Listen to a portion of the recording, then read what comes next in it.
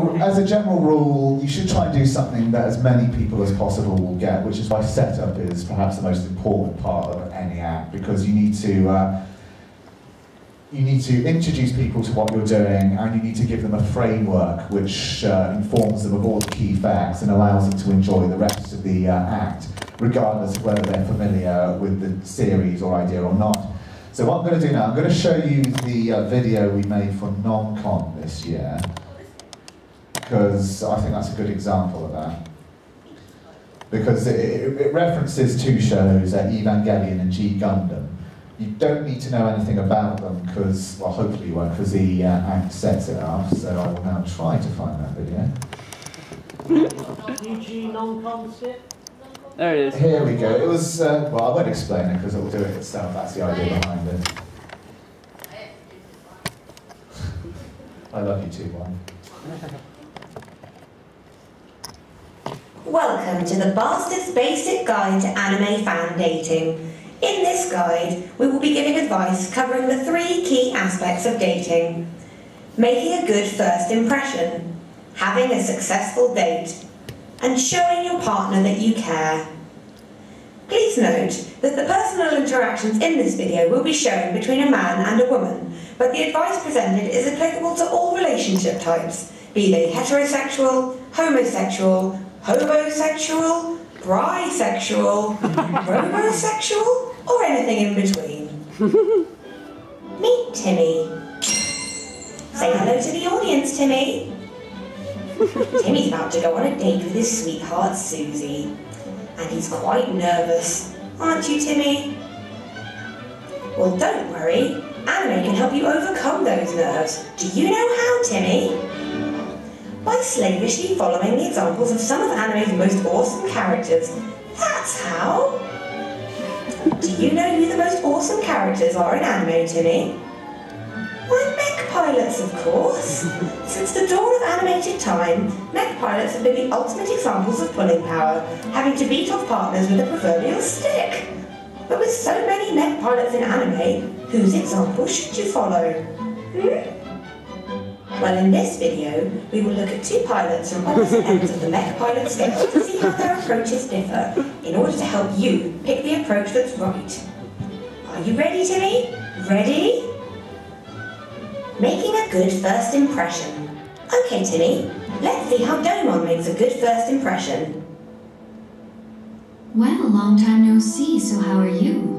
I officially challenge you to a Gundam fight. How do you try, Timmy? I challenge you to a Gundam fight. Okay,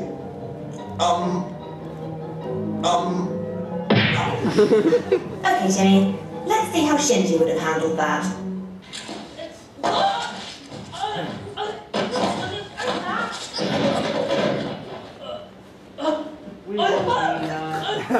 Now you give it a try.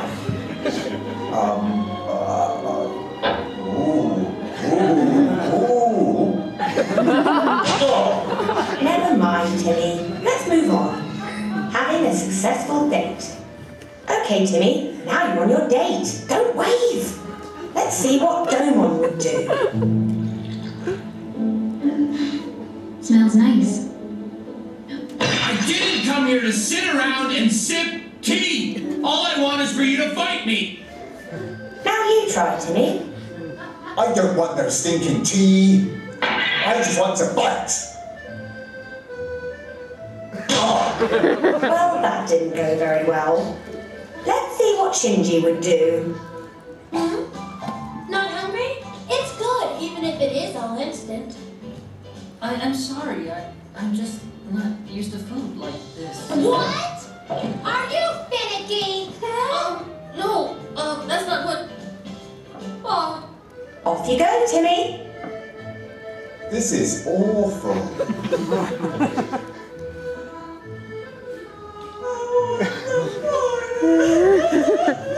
Well, Timmy, things don't seem to be going so well. But don't worry, even if things have been going badly, the final aspect is the most important, and if done correctly, will make up for any shortcomings in the first 2. So chin up. Showing your partner that you care. Let's see how Domon handles this, shall we? How come come you're wearing the fight suit? You could hurt yourself. But I was surrounded by enemies and...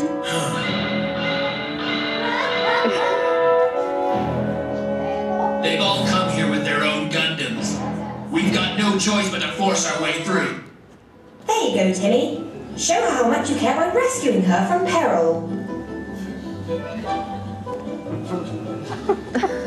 Ah, I see what you mean. Oh, hang on, Timmy. Never fear. It looks as though some peril has appeared.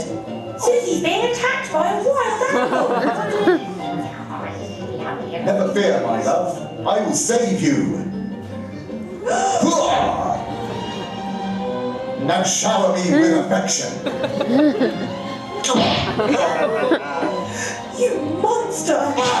Never mind, Timmy. Let's see what Shinji would have done instead.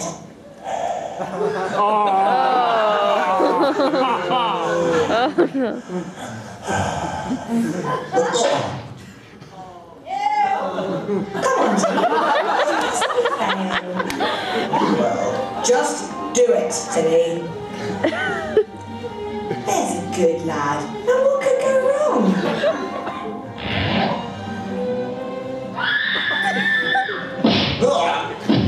Grab a breath and you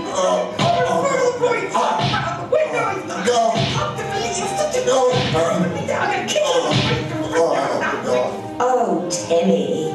Oh well. Better luck next time.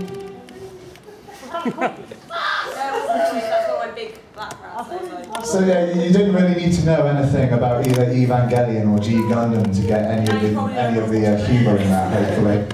Yep. You're alright then. Oh, that's nice to see. Yeah, it's always good to get a positive reaction.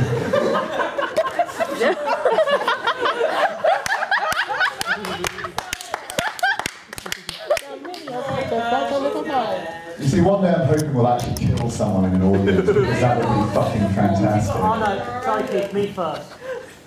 Yeah, but you'd actually kill them by stabbing them. We intend to do it through the power of humour. I'd be like, him, get him. He's ginger, Keith. devil's hair. Keith, how did you get out of Ireland with your kneecaps intact after showing a British government logo on the screen? Well, that's the thing, because, I mean, the way we presented it, it was like, we're visiting from the UK, and here is the British Anime Standards Technology and Applied Research Development Society approach to things. I love that acronym. I actually forgot it during the actual skit, though, so I fucked up halfway through my original introduction. Shouting out what it was because they knew. They're like, it's development, Keith. Yeah, it's always encouraging when your audience actually knows your skit ahead of you. Not really, but yeah, as I was saying, you didn't need to know anything about G Gundam or Evangelion to get any of the humour in that, because most of it is toilet-based humour, which you should never be too proud to do. Yes, question. All right, okay. But yeah, toilet-based humour, because lowest common denominator. I'm not too proud to admit it. You know, if I'm going to go for a cheap laugh, I will gladly go for it, because pleasing an audience is a really shitty thing to do, as I've already mentioned. Please tell me this is going on YouTube. What this? On the Team Giblets channel. Just you go to the audience as it comes. If anybody actually paid any attention to any of our skits, I think all of them are just basically insulting our audience. And they either they don't realise or they don't care. We're anime fans, we don't like affection. Oh yeah, anime fans have no self-respect, just abuse those little bitches. But yeah, so that's how we do things. Down with it. Alright, calm down. Okay, we're going to go into briefly now. I mean, for actual performance, I mean, our stock in trailers, I will walk on stage in some kind of costume, give a short introduction, and then play a video. So, not much hard work there, but for people thinking of doing something else that involves actual live speaking on stage, going to go quickly into the pros and cons of live speaking versus pre-recorded skits. I mean, if you're going to do a live act, which is much as I'm doing now, sitting in front of people or standing and talking at an audience, there are some advantages to doing that. You're better able to deal with any problems on the fly because you can there and ad-lib into a microphone, and that will hopefully keep the audience entertained. Also means that if an audience is particularly entertained by whatever you're doing, you can actually pause for any kind of laughter reaction. Something we're not able to do so much with videos, because with some of the stuff we've done, though people do enjoy them, they miss bits because they're laughing over Well, I suppose that's not something I should really complain about. Yeah, they're missing jokes because they're too busy laughing over the previous jokes. That non-fun skit with all the sexual jokes that were in there. There was such a big laugh. There was like a scream after homosexual, even though that wasn't a joke, you know, that it basically obliterated the homosexual and the robosexual that we put in there. Obviously the bisexual joke you wouldn't get anyway, which you know, but the whole thing was obliterated. We were like, oh, we kind of put a bit of work in that, but never mind, you know, you've got a good laugh, so you've got to like balance out getting a laugh between people hearing the jokes and not, so deal with it.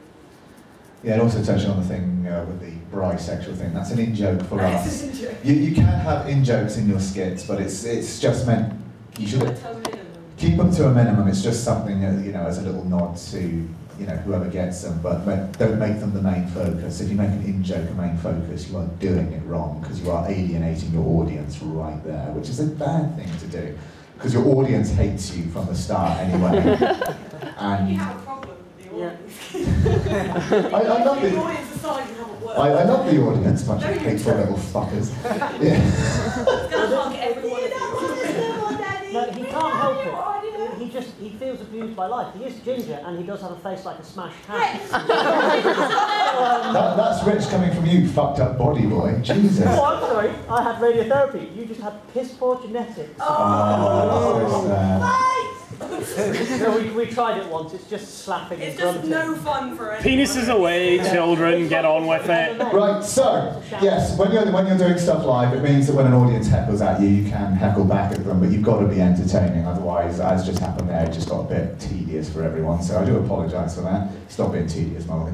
I demand better hecklers in my audience. Stop reading if you did that. He might do.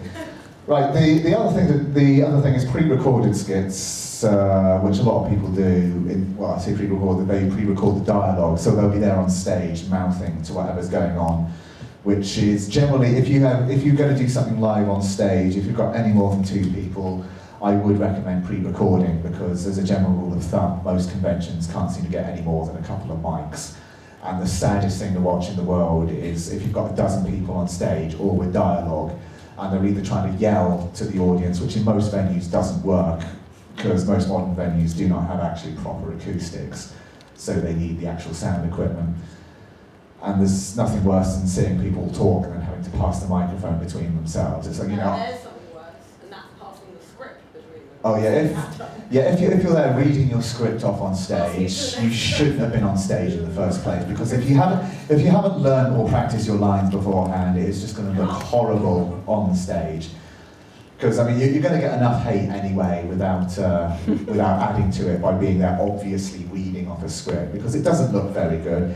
I mean, depending on the format for your skit, it's okay maybe to have some cue cards that you glance at occasionally, but if you're there engrossed in a bit of paper, much as I am during this panel, but it's a panel so it doesn't count, fuck you. But if you're there going, yeah, you killed my father, I will get revenge on you for that. Rick and Mike goes over. Ha ha ha, I raped your mother as well. You are a bastard. No, you are the bastard, because I did your mother 16 years ago. I am 16 and 9 months. Oh. Yeah, that was an excerpt from our new live show, which has no showings anywhere because it's shit. That's pretty good. One trick you can do, if you write on the back of your hand in red pen, because the lights, basically, because all the people who do lights at conventions go, that slider's not at the top! It doesn't show up on film because the lights are so bright, you flush red. There you go, tip from Molly, if you want to cue. So yeah, just write your entire script on your hand. Because nobody will notice when you're going around, yes, you killed my father. The funny thing is, in my original Kitter skit, people said, why did you check your watch? I was wondering that. Yeah, I wasn't wearing a watch. You were just reading off your hand, yeah. I was really upset. Okay, the plus point again of pre-recorded is because it's coming out on a sound system, it means everybody should hear you, whereas there's always the risk if you're doing it live that something will go wrong, or you'll have a shitty mic and people won't be able to hear it. So there's pluses and minuses to both, but as a general rule of thumb, if it's a couple of people or less, probably worth doing it on a microphone, because then you're better able to interact with the audience and deal with problems as they arise. But anything more than 2 people, pre-record it, because otherwise it's just going to look sad and tragic on stage. I do actually have an example of that, but I'm not going to show it because it's kind of cruel, and I didn't get permission to do so.